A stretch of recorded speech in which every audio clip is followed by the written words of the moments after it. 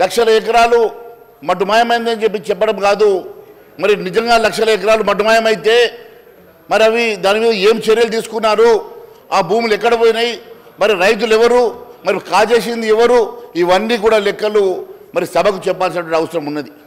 కేవలం కాకి లెక్కలు చెప్పేసి మీరు అవకతవకలు చేశారు, మీరు దాన్ని అడ్డం పెట్టేసుకొని లక్షల ఎకరాలు సంపాదించుకున్నారని చెప్పేటప్పుడు మేము ఒకటి అడుగుతా ఉన్నాం. ఎందుకంటే గౌరవ మంత్రి గారు కూడా చాలా స్పష్టంగా ఒక మాట చెప్పారు. ఏమనంటే మీ అంతరాత్మకు తెలుసు, మీకు తెలుసు, నాకు తెలుసు అని.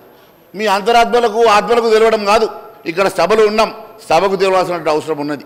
మీరు సభకు చెప్పకుండా అంతరాత్మలకు చెప్పాలనుకోవడం అది చాలా బాధాకరం, అది మంచి సాంప్రదాయం కాదు. మీకు తెలవడానికి కాదు సభ ఉన్నది, మీ ఇద్దరి మధ్యలో మాట్లాడుకోవడానికి కాదు, మీ ఆత్మలకు అంతరాత్మలకు తెలుసుకోవడానికి కాదు సభ ఉన్నది. ఈ సభకు ఎన్ని లక్షల ఎకరాలు మటుమాయమైనాయి, ఎక్కడికి పోయినాయి, మరి పోయినటువంటి భూములు ఎక్కడ పోయినాయి, రైతులు ఎవరు, ఆ రైతులకు జరిగిన అన్యాయం ఏంది, మరి వాస్తవాలు ఏంది, మరి ఆ గులాబీ నేతలు ఎవరు, మరి దండుకున్నటువంటి నేతలు ఎవరు కూడా బయటకు రావాల్సిన అవసరం ఉంది అధ్యక్ష. అంతేకాదు తెలంగాణ ఏర్పడిన 2014 నాటి నుంచి 24 లక్షల అసైన్ భూములు ఉన్నాయి అధ్యక్ష. మరి ఇప్పుడు ఆ భూములు 5 లక్షలకు ఎలా తగ్గినాయి?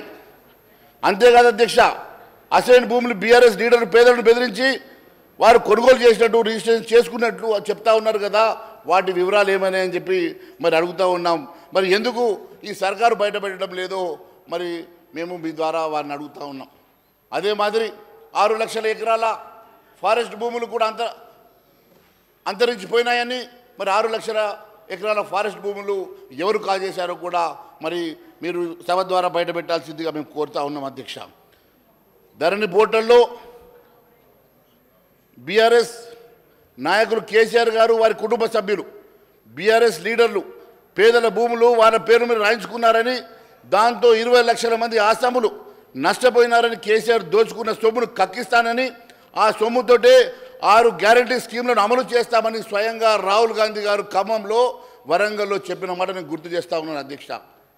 మరి రాహుల్ గాంధీ గారు చెప్పినట్లు మరి ఆ 20 లక్షల రైతులు ఎవరు, మరి వారు కాజేసినటువంటి భూములేవి, ఇప్పటి వరకు ఎంత రికవరీ చేశారు, మరి ఎప్పుడు ఆ డబ్బుతో ఎప్పుడు మీరు 6 గ్యారంటీలు పూర్తి చేస్తారు? మీ ద్వారా నేను మరి ఈ ప్రభుత్వాన్ని అడుగుతా ఉన్నాను అధ్యక్ష.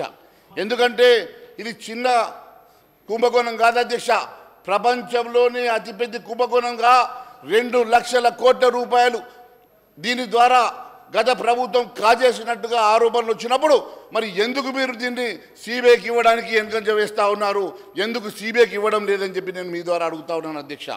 అంతేకాదు అధ్యక్ష, గతంలో కాంగ్రెస్ ప్రభుత్వం సమగ్ర భూ కమతాల సర్వే ఆధారంగా భూ హక్కులు కోల్పోయినటువంటి రైతాంగానికి, రైతులందరికీ కూడా న్యాయం చేస్తామని మరి ఇప్పటివరకు ఎంతమందికి న్యాయం చేశారు? ఇప్పటి వరకు మరి ఎప్పుడు ఇలాంటి భూ సర్వే మరి ఎప్పుడు చేయిస్తారు, ఎప్పుడు పూర్తి చేస్తారు, ఎప్పుడు న్యాయం చేస్తారు అని చెప్పేసి నేను మీ ద్వారా అడుగుతా ఉన్నాను అధ్యక్ష.